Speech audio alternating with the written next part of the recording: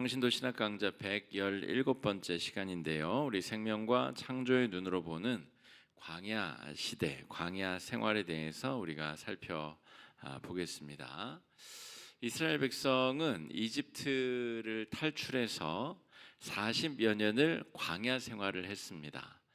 구약에서는 이 출애굽 사건이 가장 중요한 사건이고, 신약에서는 십자가 사건 그리고 성령 강림 사건이 그것의 연장선상에서 혹은 이 출애굽 사건을 완성시키는, 출애굽 사건이 육체적인 신분적인 자유를 허락해주는 사건이었다면, 신약에서의 십자가와 성령 강림 사건은 영적인 구원, 존재와 신분의 해방과 자유와 구원을 상징하는 굉장히 중요한 양대 사건이다라고 말할 수가 있겠습니다.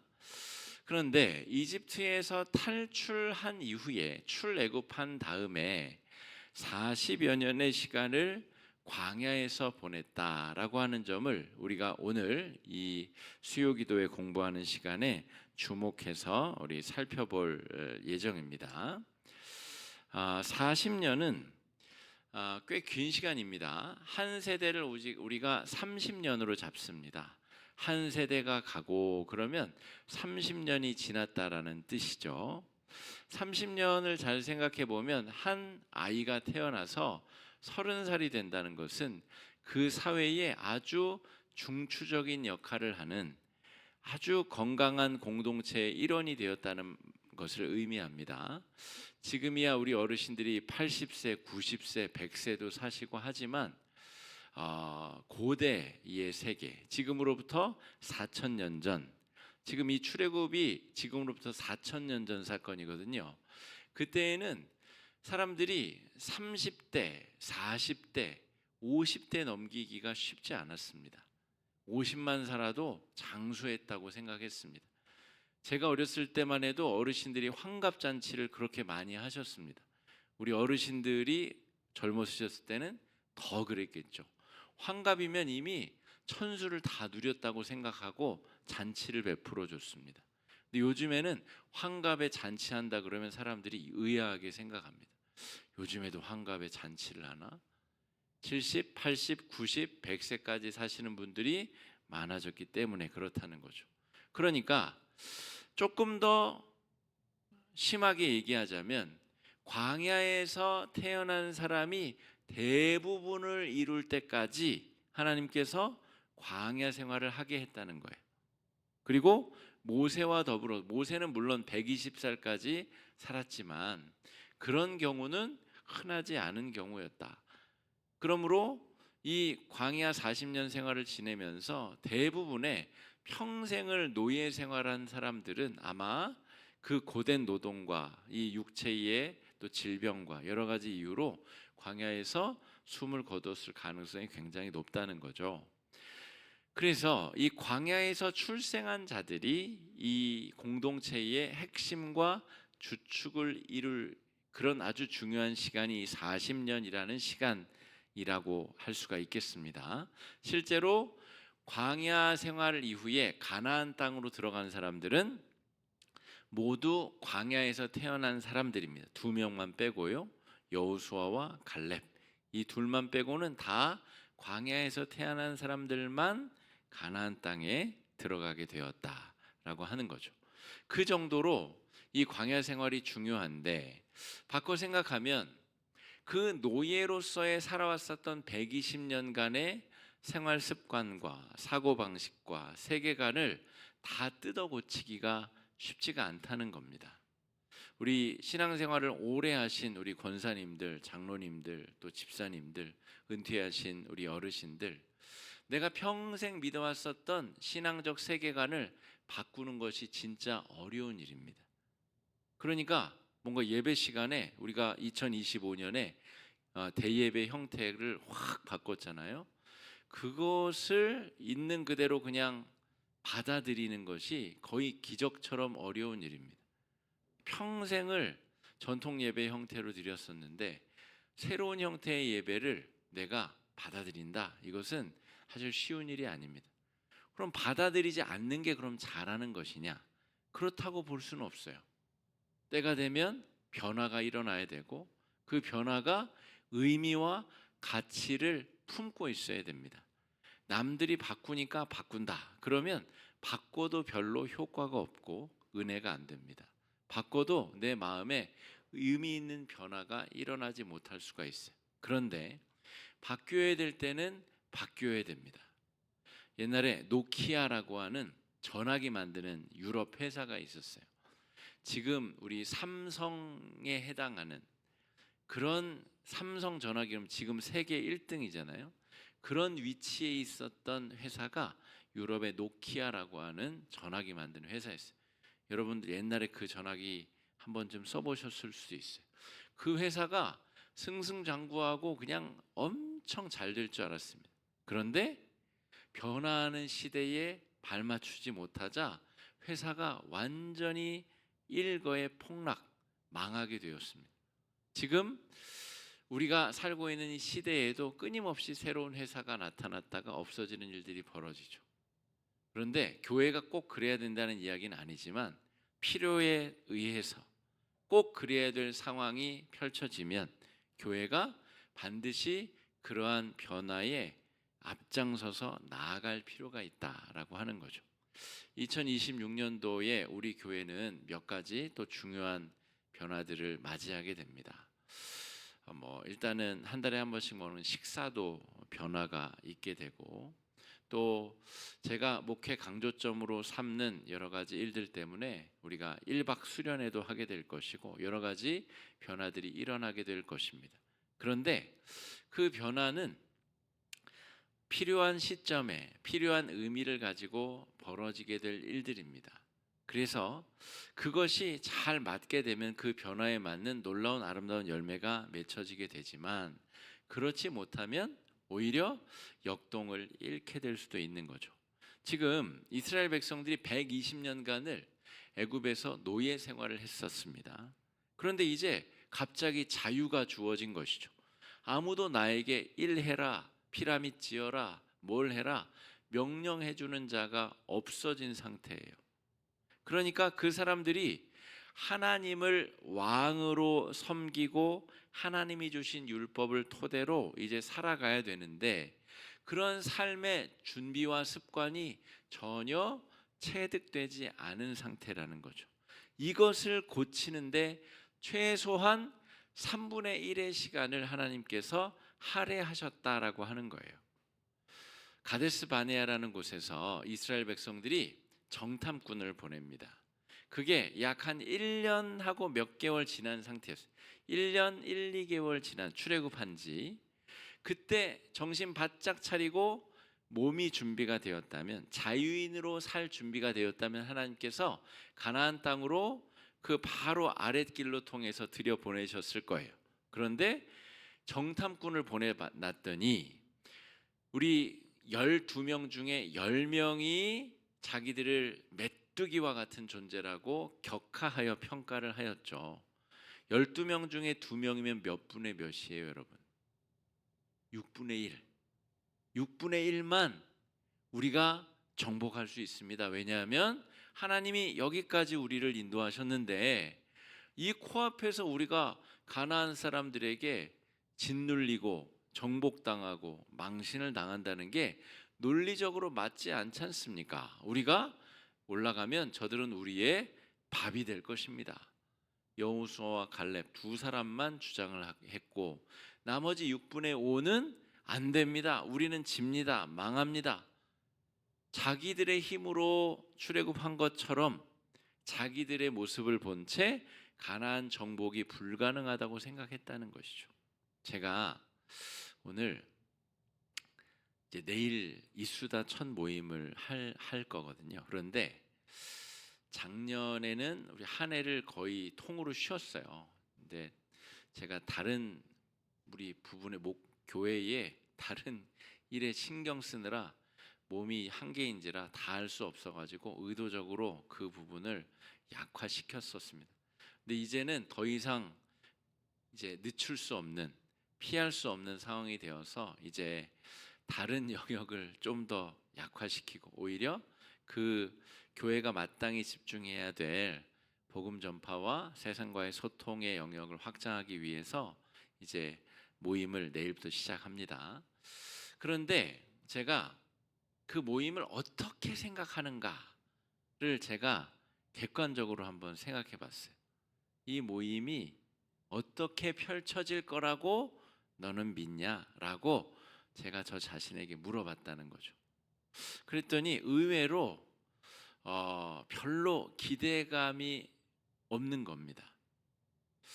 뭐 누구누구 예상하는 누구누구가 와서 이렇게 모임이 진행되고 이렇게 되겠지라고 하는 지극히 평범한 기대를 제가 하고 있는 저의 모습을 제가 봤어요. 이거는 우리 심리학에서 굉장히 중요한 자세입니다. 자기 자신을 마치 유체 이탈하듯이 살짝 떨어져서 남을 보듯이 물끄러미 이렇게 관찰하는 습관이 자기 내면을 살펴볼 때 굉장히 좋은 습관이에요. 여러분도 할 수 있으면, 근데 이게 그냥 잘 되는 게 아니기 때문에 할 수 있으면 한번 시도해 보시면 참 좋습니다. 그러면 내가 쓸데없는 일에 막 화를 내고 있다라는 것을 내가 깜짝 놀라고 자각하기도 하고 그런 일이 펼쳐집니다. 오늘 제가 그런 경험을 했어요. 내가 이 모임을 준비를 막 하면서 내가 어떤 기대를 가지고 있는가, 제가 저 자신을 물끄러미 이렇게 봤더니 별 기대가 없는 모습이 보인 겁니다. 마치 가데스 바네아에서 정탐꾼들이 올라갔는데 그 6분의 5에 해당하는 사람들이 별 기대도 없고 걱정과 근심에 사로잡혀서 자조적인 비웃음, 비아냥을 자신에게 하는 것처럼 그런 모습이 제 안에 보였다는 거죠. 그래서 어떻게 했을까요? 어떻게 했겠어요? 더 열심히 해야 되겠다. 네, 그렇게 했습니다. 결과적으로는 그렇게 했는데 문제는 내가 그 에너지원을 어디서 끌어오느냐, 이게 문제겠죠. 열심히 해야지. 꿈을 원대하게. 그렇게 생각을 고쳐 먹은, 결론적으로는 그렇게 됐는데 이게 하나님께서 주관하시고 만들어 가시는 모임이라는 확신이 있는가? 제가 그런 질문을 스스로에게 먼저 좀 던지는 과정을 거쳤고요. 그냥 저 혼자 계획하고 저 혼자 진행하고 북치고 장구치고 하는 거라면 예상대로 그냥 예상하는 대로 순탄하게 어느 정도 그런 모임으로 끝날 수도 있겠다 싶은 생각이 들었습니다만, 이 모임의 주최자이자 기획자이자 운영자이자 그 결과를 만들어내실 분이 성령 하나님이시라는 그런 믿음이 내 안에 있느냐, 이런 질문을 던졌다는 거죠. 그러니까 깜짝 놀라는, 화들짝 놀라는 그런 일이 제 안에 벌어졌습니다. 실제로 그렇게 생각하고 준비하지 않았다는 것이 느껴졌고 굉장히 부끄럽게 느껴지고 회개할 만한 일이 되었다라고 하는 거죠. 아니, 하나님께서 진행하시는 일인데 그 정도밖에 기대를 안 한다고? 이런 생각이 들었다라는 거죠. 그러면 하나님께서 이렇게 이 모임을 이끌어 가실 텐데 그러면 어떤 일이 펼쳐질까라고 다시 두 번째 질문을 던졌습니다. 하나님이 이 모임을 이끌어 가시면 어떤 일이 벌어질까 하니까 머릿속에 그려지는 풍경이 완전히 다른 풍경이 펼쳐졌습니다. 숫자적으로 더 많은 사람이 온다, 그런 거는 그럴 수도 있고 아닐 수도 있는데 그 안에 사람들의 나눔이 더 깊이가 있고 풍성한 나눔이 펼쳐지고 정말 웃음소리와 서로 격려하고 지지하는 참된 만남이 이루어지는 그런 이미지가 제 머릿속에 그려지기 시작했습니다.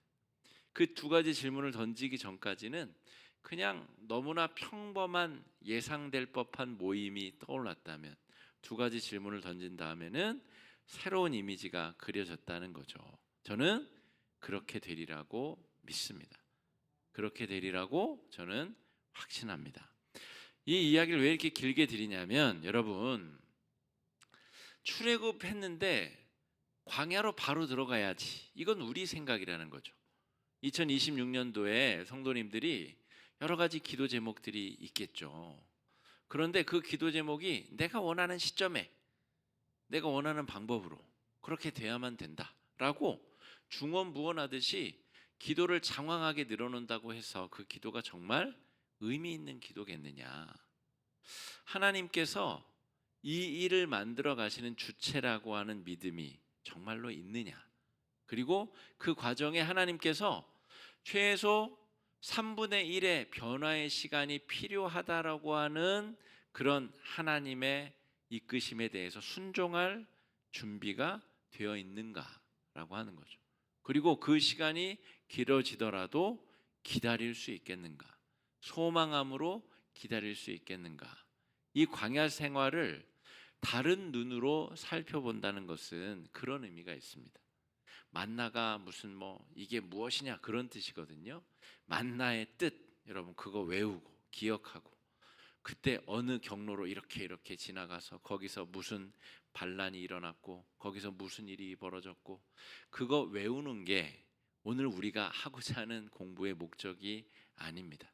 하나님께서 지금 이 광야의 시간을 통해서 무슨 일을 하고자 하시는가, 그리고 2026년 우리의 인생과 신앙생활에 그걸 적극적으로 대입하고 적용해 볼 수 있는 능력이 내가 있는가.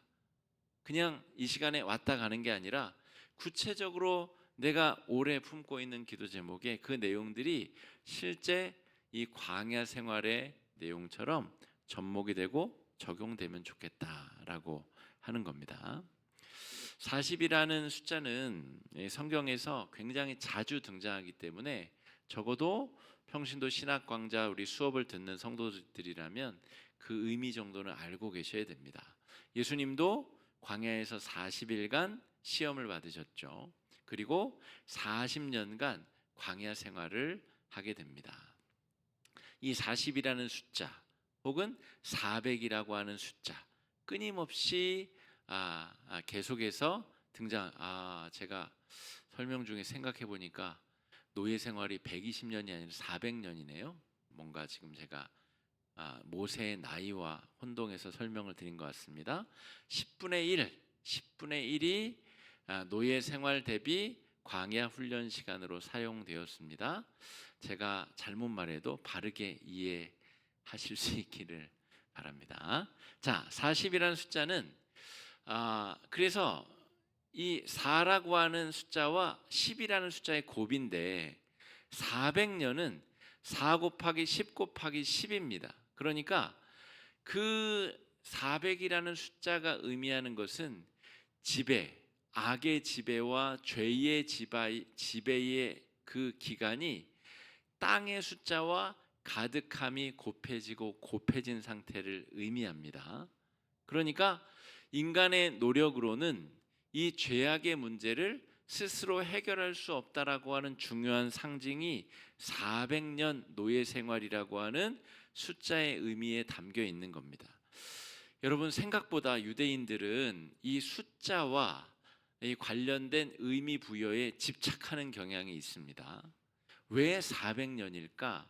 유대인들에게 있어서는 그 400이라는 숫자를 듣는 순간 인간이 자신의 노력으로는 벗어날 수 없는 한계, 극한의 한계를 내재하고 있다라는 의미를 본능적으로 알아차립니다. 평생을 숫자 교육을 그렇게 받기 때문에 그렇습니다.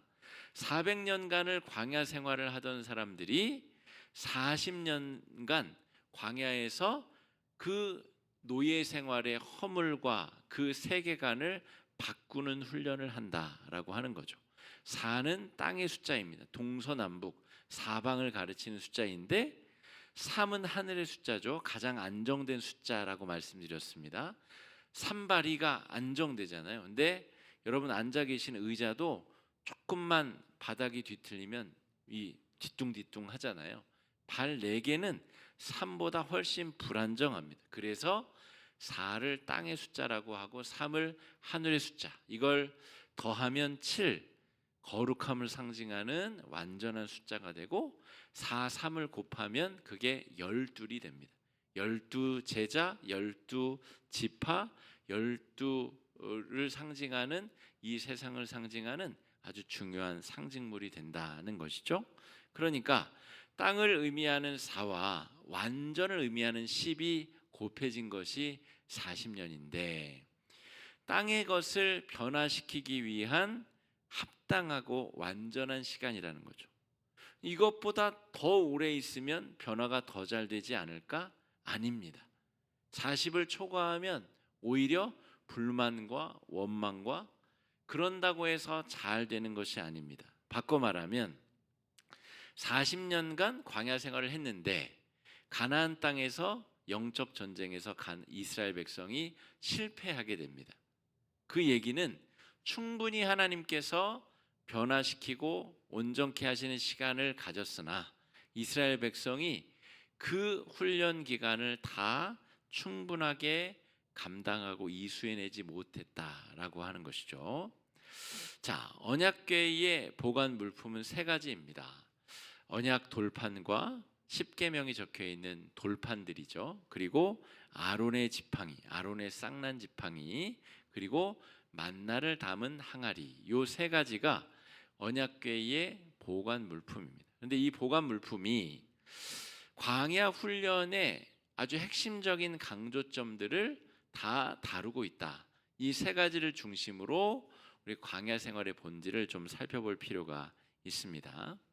근데 우리 성도들께서 상식적으로 아셔야 될 것은 우리 저는 이제 그런 설교를 잘 하지 않습니다만 성경의 아주 작은 부분을 극대화시켜서 큰 건인 양 이렇게 설교하시는 목사님들이 계세요.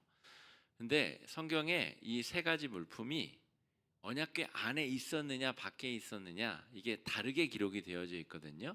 다르게 기록되어져 있다라는 상식 정도는 알고 계실 필요가 있습니다.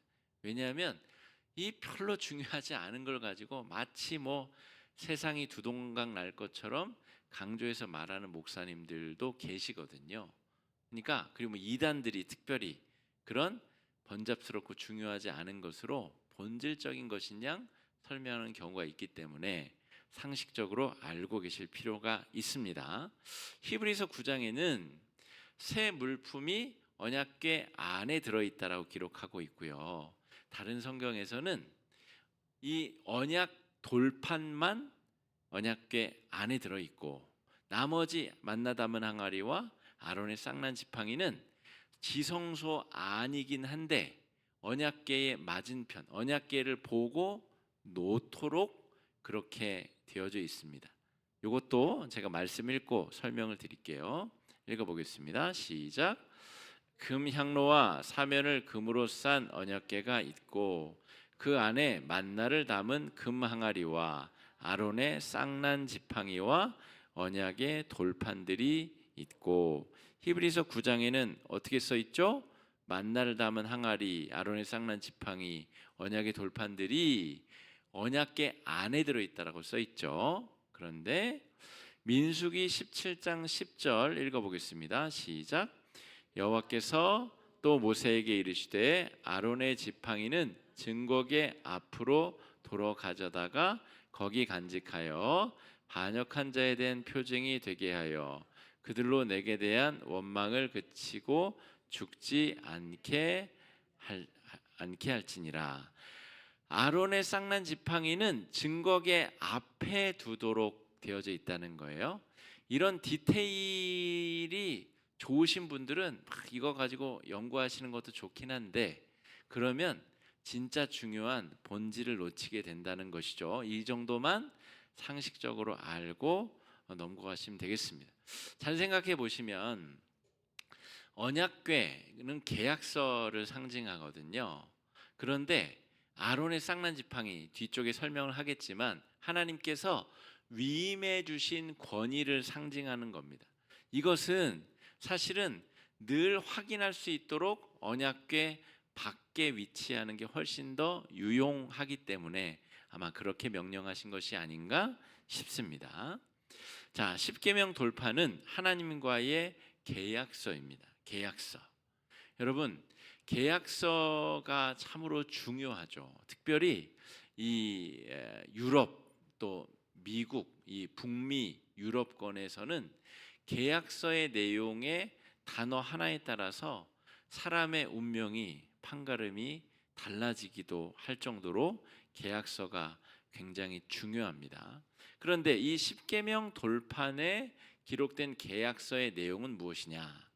이 세 가지가 중요하다고 그랬죠. 첫 번째, 이 계약서의 내용은 하나님이 창조주이시고 하나님이 법을 만드는 입법자이시고 하나님이 법을 집행하는 주관자가 되신다고 하는 내용이 십계명의 내용입니다. 뭐 살인하지 말지니라, 간음하지 말지니라 다양한 내용이 써 있지만 그 법을 모세가 만든 게 아니라 누가 만들었다고요? 하나님이 만들었다는 거예요. 이게 핵심입니다. 자, 지금껏 400년간 이집트에서 노예 생활할 때에는 법을 누가 만들었죠? 파라오가. 그 황제가 지가 하고 싶은 대로 법을 만들었어요. 그리고 생각하고 싶은 대로 신화를 만들어내고 자기가 죽으면 나중에 죽은 몸이 부활한다고 생각해서 이 시신을 미라로 만들게 하고 그 미라가 부활했을 때 이 자기가 사용하던 것들을 그대로 사용하고 싶어서 많은 것들을 같이 이 피라미드에 집어넣어서 같이 매장했다는 것이죠. 그 모든 것이 하나님이 정하신 게 아니라 자기 생각에 좋은 대로 자기 뜻대로 법을 정하고 집행하고 만들고 심판하는 일들을 했다는 것이죠. 그런데 출애굽한 하나님의 백성들에게 하나님께서 아니다.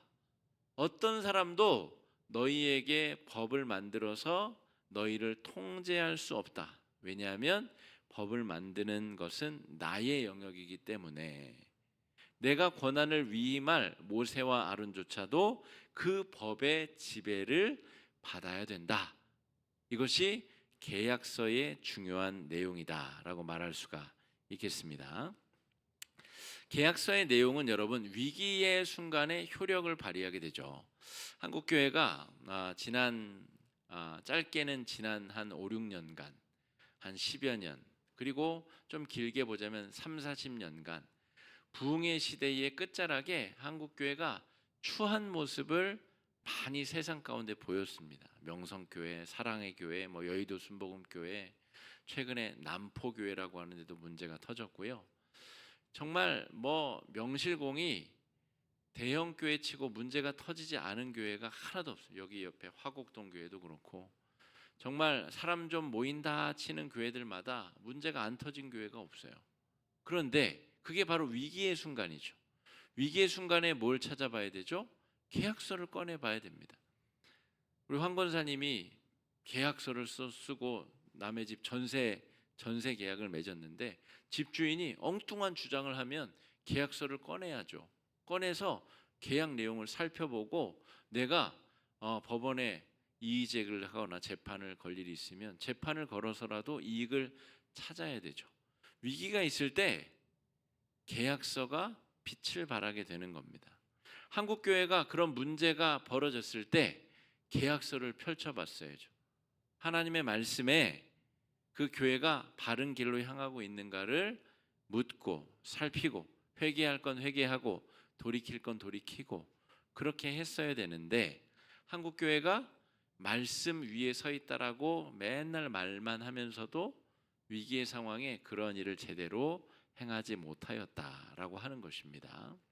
성경의 구석구석 모든 내용들을 배우고 익히고 체득하고 나의 것으로 온전히 함이 필요하다는 것입니다.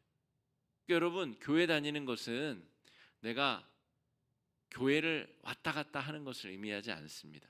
성가대도 하고 찬양팀도 하고 뭐도 하고 교사도 하고 봉사를 내가 서너 가지씩이나 한다.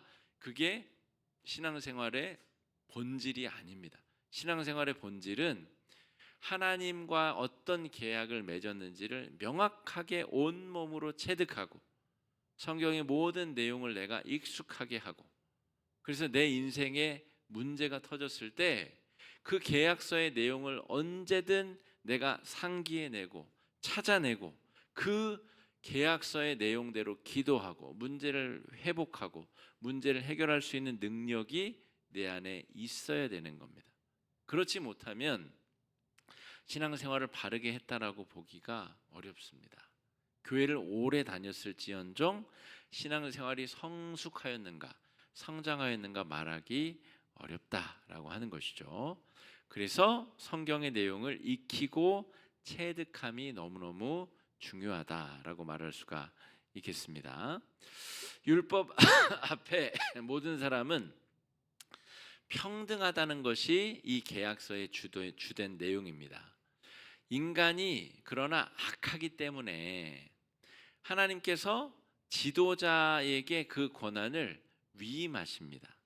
저도 우리 교회의 위임 목사죠. 제가 우리 교회를 담임 목회할 수 있도록 권한을 위임받았습니다. 그래서 위임받은 목사는 하나님의 말씀이 성도들에게 구석구석 잘 스며들 수 있도록 또 말씀으로 잘 성장하고 바른 성령의 열매를 맺을 수 있도록 교육하고 가르치고 교회의 치리를 행하고 잘못된 것은 바로잡고 수정하고 고치고 목표를 정하고 목표를 향해서 함께 리더십을 발휘하도록 그런 권한을 위임받은 사람을 의미합니다. 그런데 이런 역할이 주어지는 이유는 인간이 악하기 때문입니다. 하나님께서 모든 사람을 하나님의 이 계약서 안에 평등하다고 말씀하셨는데 어떤 악한 자가 자기 뜻대로 하고 싶은 마음으로 이리저리 공동체를 휘젓고 다니거나 이런 사람들을 우리가 이단 사입이라고 부르죠. 그러니까 그런 악한 일들이 계속 펼쳐지기 때문에 권한을 위임받은 자들이 필요하게 되었고 오늘 성경에 모세와 아론, 특별히 아론의 쌍난 지팡이가 그 권한받은 위임된 권한을 상징하는 중요한 상징물이다라고 할 수가 있겠습니다. 위임받은 사람 일꾼 역시도 같은 계약서, 같은 율법의 제한을 받게 된다라고 하는 거죠. 내가 하나님처럼 군림하려 하고 하나님처럼 자기 뜻대로 하려고 하면 반드시 그 계약 내용을 위반하게 되는 것이다. 한국 교회에 벌어진 이 위기의 상황이 뭐죠? 위임을 받은 자가 가만히 자기가 그 권한을 오래 있다 보니까 내가 하나님이지 않나? 내가 내 맘대로 이러쿵저러쿵 해도 괜찮지 않나? 라고 착각하고 그런 착각의 결과를 행동으로 옮기기 때문에 그런 문제들이 벌어지게 되는 것이죠. 그러나 구약 성경에서 분명히 이야기하는 것은 하나님이 만드신 그 법 아래 모든 사람이 똑같은 제한을 받는 똑같은 영향을 받아야 되는 사람들이다라고 하는 것이죠. 이것이 언약궤에 담겨 있는 첫 번째 물건, 이 언약 돌판에 관련된 이야기입니다. 권한받은 사람에 대한 이야기를 드렸는데 이 권한받은 사람이 모세와 아론입니다.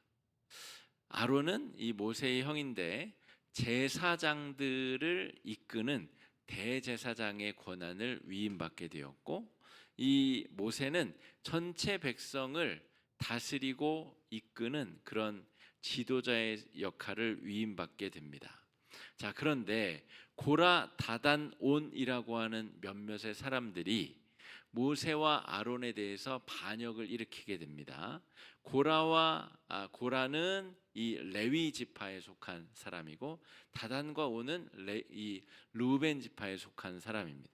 그러니까 이 몇몇 지파에 속한 사람들이 위임된 권한에 순종하지 않고 왜 네가 우리 위에서 군림하려고 드냐? 나도 너처럼 잘할 수 있다. 나도 너처럼 큰 영향력을 미칠 수 있는 사람이다 라고 말했다는 것이죠. 그러면서 모세와 아론의 위임받은 권한에 이제 대들기 시작했다는 것입니다. 그래서 하나님 앞에 그 문제를 가지고 가자. 하나님께서 어떻게 지침을 주셨냐면 12지파의 지도자들마다 막대기 하나씩 이 지도자를 상징하는 지팡이 있잖아요. 권위가 있어 보이는 지팡이. 그것을 하나씩 다 가지고 와라. 그리고 요 앞에 놔둬봐라.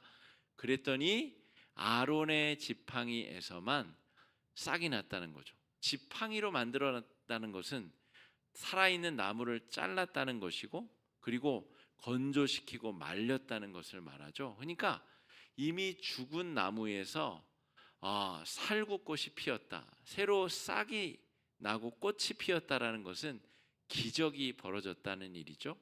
그리고 그 기적의 증표를 통해서 하나님이 모세와 아론에게 권한을 위임하셨음을 기억하라고 하신 겁니다. 지도자를 세운 이유는 뭐라고 말씀드렸죠? 인간이 악하기 때문에 그렇습니다. 우리가 죄인이기 때문에. 저마다 기회만 있으면 선악과를 언제든 따먹을 수 있는 각각의 사람들이 모여있기 때문에 모래알처럼 이 죄인들이 모인 가운데 하나님의 법이 그냥 주어졌다고 해서 잘 지켜지고 돌아갈 수 있는 것이 아니기 때문에 하나님께서 그 사람들을 하나로 묶을 수 있는 지도자를 세우고 지도자에게 권한을 위임하셨다는 것이죠. 그러면 고라와 다단과 온이라고 하는 사람의 이 배반을 한 이유는 무엇이냐면 왜 나는 아니냐는 거예요. 왜 하필 모세와 아론에게 위임하고 나도 꽤 잘났는데 나에게는 왜 그런 권한을 위임해 주지 않았어요? 여러분, 그런 생각 안 해보신 분은 한 명도 없을 겁니다. 왜 저는 정우성이나 현빈처럼 잘생기지 않았을까? 나는 왜 이재용 씨처럼 부자 아빠를 아버지로 두지 않았을까? 여러분, 살면서 다 이런 내용들은 조금씩 다르지만 이런저런 생각 안 해보신 분이 한 분도 없을 겁니다. 근데 여러분, 고라와 다단과 온이라고 한 사람들, 반역을 일으킨 사람들도 우리가 맨날 하는 그 생각을 한 거예요. 그리고 몸으로 움직여서 실행에 옮긴 거예요. 반란을 실행한 것이죠. 왜 나는 안 됩니까? 왜 나는 당신의 선택으로 힘을 위임받지 못했습니까? 그 이야기를 하는 것이죠. 자, 이 아론의 쌍난 지팡이가 상징하는 바, 그것이 광야 생활을 이끌어가는 중심 주제가 되는 것은 그 이유는 무엇이냐면 하나님이 왜 모세와 아론을 택하셨는지 그 이유를 아무도 알지 못한다는 것입니다. 하나님의 주권적인 선택이고 또 아론과 모세 입장으로 볼 때 그것은 하나님의 전적인 은혜의 사건이라는 거죠. 여러분, 입장을 바꿔서 생각해 보세요. 여러분이 뭐가 잘나서 하나님이 여러분을 하나님 자녀 삼아 주셨습니까? 옆집 철수 엄마, 앞집 영희 엄마가 아니고 왜 하필 여러분입니까? 왜 하필 저 북에 사는 사람들은 종교의 자유가 없는 곳에서 태어나게 되었나요? 왜 우리만 종교의 자유가 있는 이 땅에 태어나서 교회의 부흥의 시대에 태어나서 예수 믿고 구원받는 이 특별한 은혜를 입게 되었나요? 여러분, 북한 사람들이 막 왜 나는 아닌가요? 라고 불평불만하면 여러분들은 하실 말씀이 있습니까? 우리가 아무 이야기 할 게 없어요. 그냥 나는 이유를 잘 모르겠으나 내가 이 자리에, 은혜의 자리에 나는 앉아 있을 뿐입니다. 이 고백밖에 할 수 있는 것이 없습니다. 모세가 뭐 특별히 잘나가지고 하나님의 특별한 선택을 받을 만한 이유가 있었나요? 그런 게 없습니다. 하나님의 전적인 선택, 전적인 은혜로 그 은혜의 자리에 부름을 받은 사람인 것이죠. 목회자도 마찬가지입니다. 목회자도 자기가 원해서, 자기가 좋아서 그 자리에 있는 것 같으나 그게 아닙니다. 하나님이 부르셨고 부르신 자리에 또 어떤 마음으로 어떤 순종으로 나아갔느냐에 따라서 그 주의 종의 정말 자리매김과 하나님 나라에 쓰임받는 품새가 다르다라고 하는 것을 기억해야 됩니다. 중요한 것은 모세와 아론이 가나안 땅에 못 들어갔다는 거죠. 그렇게 선택받은 복받은 사람들도 자기의 성을 이기지 못하고 화를 내고 분노하고 자기가 마치 하나님인 것처럼 막 그렇게 성을 내고 화를 내자 하나님께서 3번 그 기회를 그가 잘못 사용하자 가나안 땅에 들어갈 자격을 박탈하셨습니다. 주시는 분도 은혜의 하나님이시고 거두어 가시는 분도 하나님이십니다. 이 전체 우리 인간사를 관통하는 지혜를 깨닫는 것이 새벽마다 잠언이 지금 우리에게 하고 있는 중요한 주제들입니다. 자, 3번째 언약궤 안에 있든 그 앞에 있든 언약궤 안에 담겨 있는 3번째 만나를 담은 항아리. 여러분, 이것은 자유인으로 훈련받는 아주 가장 중요한 훈련 도구라고 말씀드릴 수가 있겠습니다. 400년 노예 생활의 10분의 1, 40년 광야 생활. 그 광야 생활에 언약궤도 중요하고 쌍난 지팡이도 중요한데 정말 매일매일 백성들이 체득하고 몸으로 익히고 자유인으로서의 삶을 자기가 깨달아 나가는 중요한 도구가 만나였다라고 하는 겁니다. 만나의 뜻은 이것이 무엇이냐 이런 뜻입니다. What is this? 이게 만나의 의미입니다. 그게 히브리어로 만나가 그런 의미를 갖고 있어요. 뭔지 모르겠는데 매일 새벽마다 떨어져 있는 양식, 이게 만나의 정의입니다. 매일 새벽 주둔지 인근에 만나가 흩뿌려져 있게 됩니다. 우리로 치자면 여러분 쌀과자 정도로 생각하면 됩니다. 뻥튀기, 튀밥 이런 거 있잖아요. 허옇게 생긴 가시처럼 생긴 마치 그 씨앗처럼 생긴 것들이 허여멀건한 게 쭉 이제 있었다라고 하는 거예요. 근데 그 맛이 곡식과 같기도 하고 약간 달큰한 맛이 나기도 하는 그런 것이었다라는 거죠. 그런데 이것을 매일매일 1인당 한 오멜씩, 그러니까 가족이 3명이면 그에 합당한 양만큼만 거두어 들여와야, 추수해 와야 됩니다. 그런데 어떤 사람이 욕심을 내게 되면 내가 욕심이 나고 근면성실하다, 그래서 그 일대에 있는 것을 싹 걷어왔어요. 옆에 있는 사람이 좀 성격이 느긋한 사람이 늦게 일어났다가 나가봤더니 없어요. 그래서 오리씩 걸어가가지고 옆에 동네 것까지 가서 가져왔어야 돼요. 옆에 사람들은 그러면 다 게으른가요? 거기도 부지런한 사람이 있겠죠. 그러면 없어지고 그래서 그날 배고른 사람이 생기고 일찍 거둔 사람이 야 요거 봐라, 요거 내가 일찍 새벽 3시에 일어나서 많이 거둔 다음에 사람들한테 팔면 돈 좀 되겠는데, 이렇게 생각하면 무슨 일이 벌어지죠? 광야에서 지내는 애굽 사람들이 되는 겁니다. 똑같은 일이 벌어지는 거죠. 그래서 하나님께서 이 만나는 하루가 지나면 다 썩어 문드러지도록 그렇게 하셨습니다. 그러면 하루가 지나기 전에 팔면 될 것 아니에요. 그런 악습을 없애기 위하여서 하나님께서 욕심내지 말고 필요한 만큼만 거두라는 명령을 주시는 거죠. 왜냐하면 내일은 내일의 만나가 떨어질 것이기 때문에 그런 믿음을 가지라고 주신 것이 만나입니다. 여러분, 현대 우리 신앙인들에게 이 만나를 한번 잘 적용해 봅시다. 여러분, 매일매일 생명의 말씀을 우리가 새벽마다 추수하고 있는가?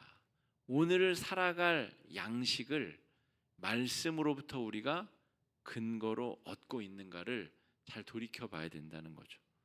오늘을 살 힘을 무슨 성경으로부터 얻습니까? 내 월급으로부터 받아야죠. 내가 주식에 투자한 배당금으로 내가 오늘을 살아야지 무슨 말씀이 밥을 먹여줍니까? 떡을 먹여줍니까?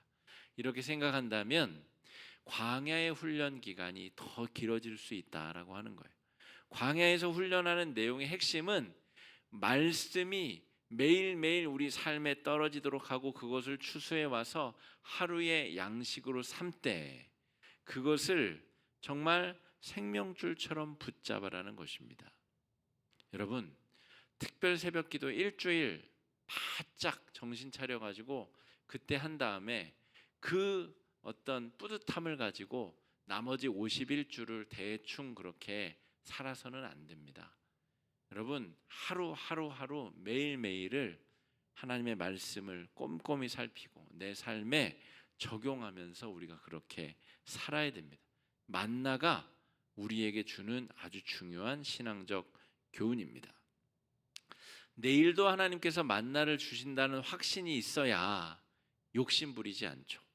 특세처럼 욕심 부리지 않습니다. 막 일주일 동안은 막 자는 애 깨워가지고 막 씻겨가지고 열심히 오고 막 수십 킬로를 운전해서 교회 오고 그렇게 일주일 딱 한 다음에 하나님, 내가 이런 공로를 드렸으니 하나님 1년 동안 건강하게 지켜주시고 잘 되게 해주시고, 마치 공로를 하나님 앞에 헌물하듯이 그런 식의 그 폭식하는 말씀 묵상 행태는 옳지 아니하다라고 하는 것이죠. 오늘 살아야 될 영의 양식을 오늘 공급받는 겁니다. 오늘 묵상하고 내일 새벽에는 또 내일 묵상한 말씀이 우리에게 있는 것이죠. 내일 그 말씀을 우리가 어떻게 적용하고 살아가야 될지는 또 내일 새벽에 발견하는 겁니다. 그렇게 하지 않으면 우리의 영성 생활이 성장할 수 없고 자유인으로 살아갈 수 없다는 거죠. 여러분, 자유인이라는 것이 뭐죠? 애굽 생활에서는 파라오 황제의 영향력과 지배 아래 파라오의 무덤 만드느라고 20만 명이 20년이나 가가지고 뭘 하는지도 모른 채 돌에 깔려 죽기도 하고 맨날 그러고 살던 사람들에게 창조주 하나님을 경외하는 그런 기회와 자유가 허락됐다라는 것이죠. 그 기쁨을 우리가 유지하고 깨닫고 살아가기 위해서 양식되는 그 말씀을 새벽마다 우리가 줍고 섭취하고 그것으로 말미암아 삶의 에너지원을 삼느냐. 여러분, 이 세상 사람들이 뭐 집안채는 있어야 돼, 적어도 10억은 있어야 노후가 안전하지, 이러쿵저러쿵 세상 사람들이 말하는 이런저런 이야기들, 여러분 그게 여전히 애굽 생활하는 사람들의 이야기라고 한번 생각해 보십시오. 근데 우리가 예수 믿고 세례받고 하나님의 자녀가 되는 광야로 나와버렸어요. 나와버렸는데 여전히 애굽에서의 그 세계관을 매일 묵상하면 그곳으로 돌아가고 싶은 겁니다. 시내 광야에서 금송아지 만들고 돌아가자 하는 삶이 바로 그런 삶입니다. 내가 예수 믿고 세례받고 구원받았으면 새로운 세계관을 매일매일 묵상하고 그 계약서를 확인하고 계약의 말씀의 세부 조항들인 하나님의 말씀을 매일매일 묵상하고 그것으로 영의 양식을 삼아서 살아야 광야를 통과해 가나안 땅에서 살 수 있는 그런 자유인의 삶을 훈련받게 된다는 것입니다. 내일도 하나님께서 만나를 주신다는 확신, 하나님께서 내일 아침 먹으면 또 다른 곳으로 우리의 삶을 이끄신다고 하는 확신이 있어야 정해진 양만큼만 거둘 수 있고 그것이 생명줄인 줄 알고 섭취하고 양식을 공급받을 수 있다는 것입니다. 여러분, 또 한 가지 중요한 의미는 내가 욕심을 거두어야 함께 살 수 있다는 것을 말합니다. 아까 말한 대로 내가 다 거둬들이면 옆에 몸이 불편한 할머니는 언제 나가서 그걸 거둬들여서 양식을 먹겠습니까? 내가 욕심을 덜 부려야, 내가 하나님 앞에 정말 감사와 만족으로 충만되어야 함께 더불어 살 수 있는 거죠. 여러분, 우리의 신앙생활이 나만 복받고 나만 잘되고 나만 위대하게 되고, 어떤 교회는 사모님이 자기 자식 자랑을 그렇게 공개적으로 많이 하고 다녀서 교인들이 그렇게 상처를 많이 받는다는 이야기를 제가 건너서 들었습니다. 그 사모님도 참 지혜가 없죠. 자식 자랑, 자식이 잘 되는 건 참 좋은 일이지만 자기 자식이 그렇게 자랑스러운 얘기를 많이 하면, 여러분, 그러면 자식이 잘 안 되는 그런 성도들은 얼마나 마음이 불편하겠어요. 지혜가 없는 거죠. 그것은 함께 잘 산다는 것은 내가 하고 싶은 얘기도 또 참을 수 있어야 되고, 다른 사람의 억울하고 연약한 상황을 위해서 함께 가슴 아파하고 함께 기도해 줄 수 있고 함께 마음을 쓸 수 있는 공동체가 그러한 것이죠. 그러니까 내 자식만이 아니라 우리 교회 안에 있는 모든 자녀들이 내 자식으로 여겨지는 그런 믿음의 성장의 단계까지 나아갈 수 있어야 이 만나의 이 훈련된 신앙의 맛을 맛보고 알 수 있다라는 거죠. 그런데 여러분, 여전히 우리의 신앙생활은 내 자식만, 내 자식, 내 손주, 손녀들만 여기에만 딱 머물러 있는 경우가 굉장히 많습니다. 조금 더 우리의 영의 안목이 넓어져야 되고, 우리 안에, 교회 안에 신앙생활하는 형제자매들 우리 모두가 신앙의 영적인 형제자매들임이 깨달아지고 경험되어져야 된다 할 수가 있겠습니다. 만약을 대비하고자 하는 것은 인간의 본성입니다. 그러나 그것을 통해서 내가 안전할 수 있다라고 생각하는 것은 착각이라는 거죠. 이집트에서는 그렇게 할 수 있습니다. 기회 있을 때 많이 먹어두자. 그러나 이제는 하나님의 백성, 하나님의 자녀이므로 내가 오늘 거둘 양식만 거두면 내일은 하나님께서 또 주신다. 그런 확신이 있어야, 하나님과 연결되어야 참된 자존감이 회복될 수 있다라는 얘기입니다. 그렇지 않으면 나머지는 다 가짜 자존감들입니다. 진짜가 아니라는 거죠. 하나님은 자기 백성을 인도하고 살리시고 행복하게 하시는 분입니다. 진짜 자존감을 회복하는 것이 광야 생활에서 우리가 해야 될 일이다 하겠습니다. 여러분, 우리가 예수 믿고 저 천국에 갈 때까지의 이 기간을 존 버년이라는 작가는 철로 역정이라고 정의를 했습니다. 하늘나라로 가는 하늘길, 하늘로 향하는 길의 어떤 여정이다, 역정이다, 이렇게 묘사를 했다는 거죠. 그러니까 우리가 죽을 때까지 이 광야 생활을 통해서 연단되어지고 만들어지는 그런 과정을 겪는다라고 말할 수가 있겠습니다. 오늘 십계명 돌판, 그리고 아론의 쌍난 지팡이, 만나가 담겨져 있는 이 항아리 하나하나를 묵상하면서 내가 지금 그 세 가지를 잘 활용하고 또 경험하고 누리면서 이 인생길을 잘 가고 있는가? 하나님 앞에 내가 바른 신앙인으로 성숙하고 성장하며 광야 생활을 하고 있는가? 잘 돌이켜볼 수 있는 은혜의 한 주가 되시길 주의 이름으로 축복합니다. 시간에 말씀 의지해서 함께 기도하실 때에 네 가지 정도 기도 제목 가지고 함께 기도하겠습니다. 하나님과의 거룩한 언약을 체결한 우리가 하나님 백성다운 삶을 살아내게 하여 주시옵소서. 십자가 보혈에 부끄럽지 않은 삶을 통해서 하나님께 영광을